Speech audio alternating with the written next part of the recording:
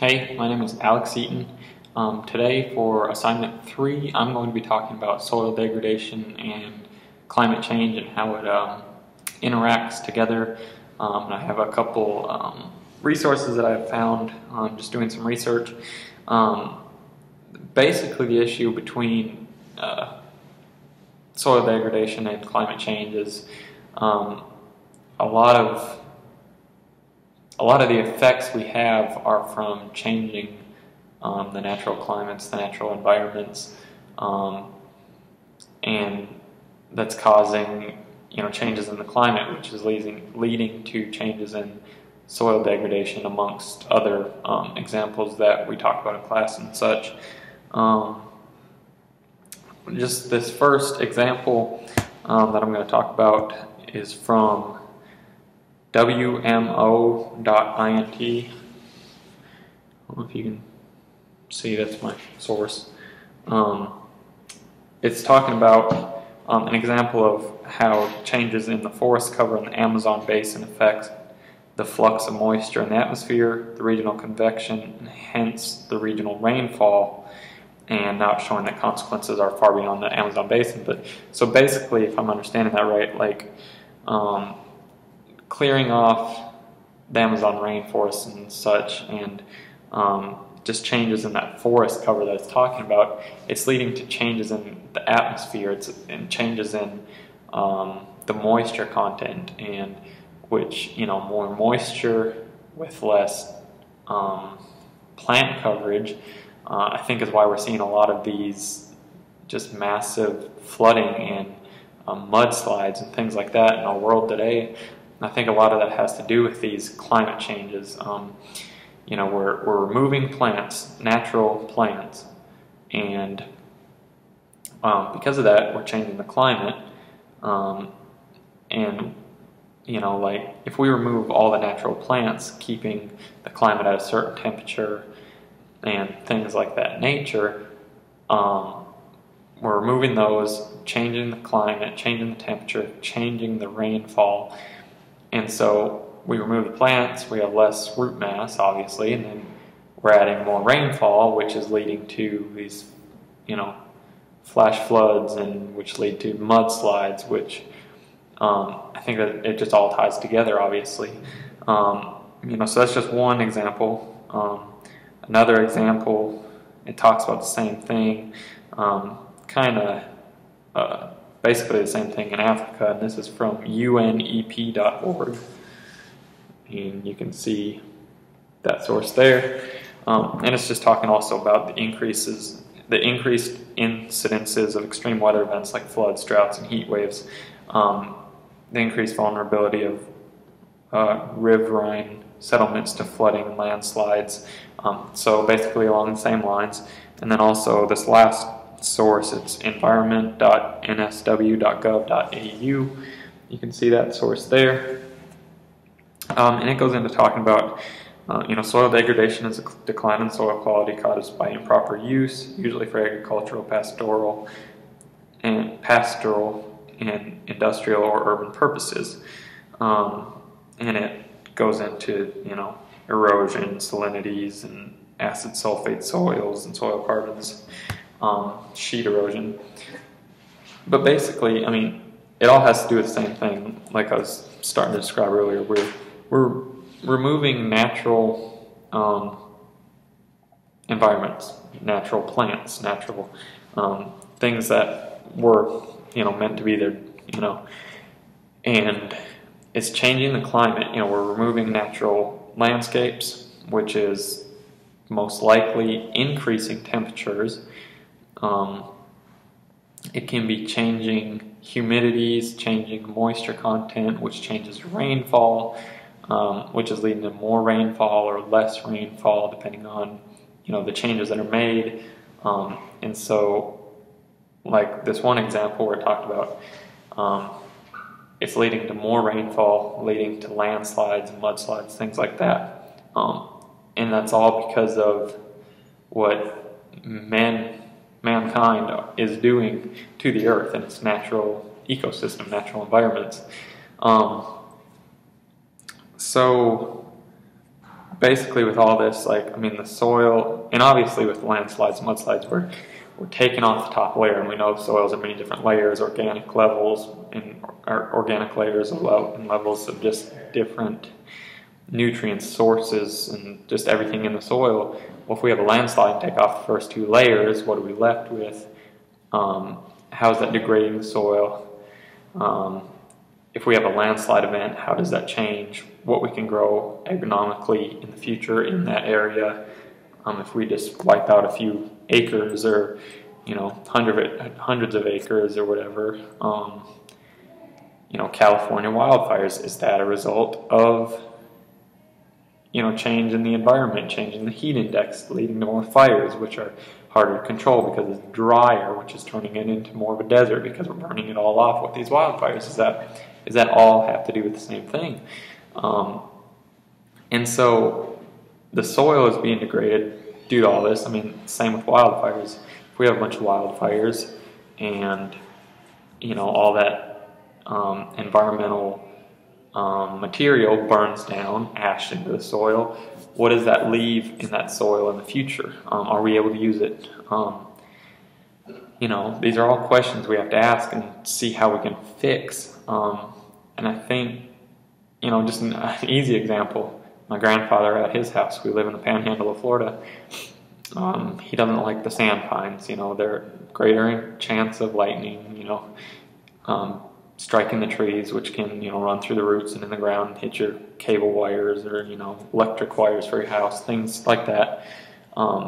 So he has been removing all of them and been adding, fruit trees and, Bradford pears and just, pretty ornamental trees, fruit trees you can get a little fruit off of. But when you're taking out 100 trees and you're planting back 20, obviously you're making a greater amount of area with less shade and coverage and a canopy, which leads to a higher heat index, and so it's changing all that.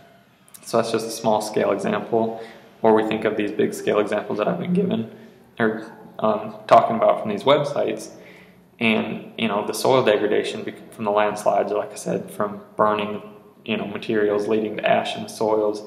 It's all changing. How is it going to affect the soils for growth in the future? If we have a landslide which takes off a few layers of organic material and nutrients and stuff out of the soil, are we going to be able to replant even a natural landscape there? Even if we go back in and try to replant just natural trees and such, are we going to be able to do it? Will the soil be enough for those plants? All these trees and that are burning in the wildfires in California, with all the ash, are we going to be able to go in and replant those forests? Or will the soil be too corrupted to grow plants? Or will it turn into a desert? Will it, turn into more I know it's dry out there, but what if it rained a lot? That would all erode all that soil because there's no trees, no vegetation, no roots, no anything. And how is that affecting it? And I think the biggest thing we're going to have to do is go back into these areas and make natural areas. I mean, we're building up these urban environments, putting in nice little ornamental areas with turf, which I'm a big fan of, and ornamental plants, which I'm a big fan of. I'm not against that, but we're taking out acres upon acres upon acres of natural foliage, trees, and other plants that grow naturally, and putting in a few select desirable plants. And what is that changing in our environment? And I think the biggest thing we're going to have to do is go back in and put natural environments. I'm not, I know urban environments, we can't just demolish all the malls and asphalt parking lots and everything, put back forests. I know it's not going to happen, but I think we need to be more cautious of how much we take out. Leave more natural areas, leave shaded areas with natural plants, not adding in new trees or crepe myrtles or Bradford pears that look nice. We need to get used to the natural things. We're clearing off rainforests in these third world countries, and I know they're not focused on that. It's not, on their mind because they don't have as much of the research as we do, but we need to be sharing that research with them because the rainforests are a big part of the ecosystem. California wildfires. How much of that is because, California, let's face it, is a big urban area. I know there's a lot of natural land still in northern part of California, but that's not where the wildfires are either. So how can we look at that?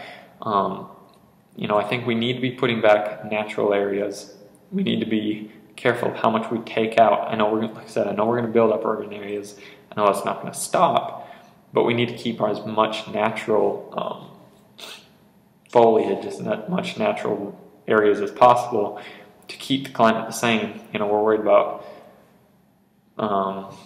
global warming, which has been disproven. It's just global climate change, whatever they call it.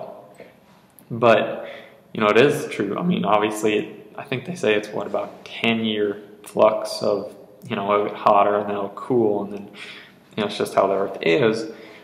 But still, how much are we changing it by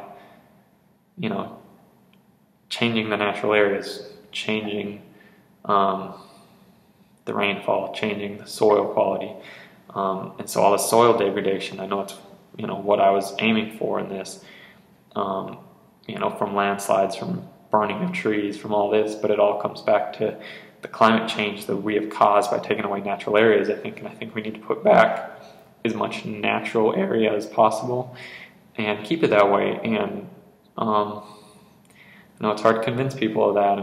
I didn't think of it much before I was a student, and so we need to get that education out to the everyday people, the communities, and our world. That look, we really are ruining these things just for our own pleasure and what we see. But we need to be keeping these natural areas, and I don't want to sound like a tree hugger, but we need to keep these natural areas and not just be leveling all the natural areas and putting in urban environments, or clearing out areas to put in some more desirable looking plants, because we're not putting in as much.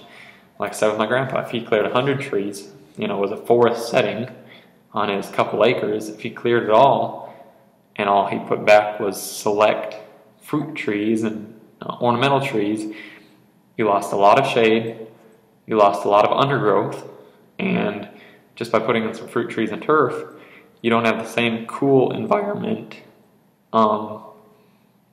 as you would with natural. And by putting in all that ornamental stuff as well, you have to irrigate it more because it's not natural. So it needs more water, which leads to more evaporation, which leads to more humidity, which is also changing the climate, changing the temperature. And so I think we need to stick with more natural areas, and we need to be getting that out to people, and just that information and that education. And I know it's a long shot and we have a long ways to go, but I think we have to start now. If we don't start now, we're never going to have a difference. And I just think that's what we need to go, is to educate people, give them the info, and get back to the natural way that the earth was created. And because we're running out of our resources, we're ruining our soils by changing the environments, which won't let us put back the regular environments because the soil is ruined now. And I think we're just have this tumbleweed effect that we've caused ourselves, and we need to do all we can to get back to natural environment. And we took it away, and we got to somehow figure out how to put it back. Thanks.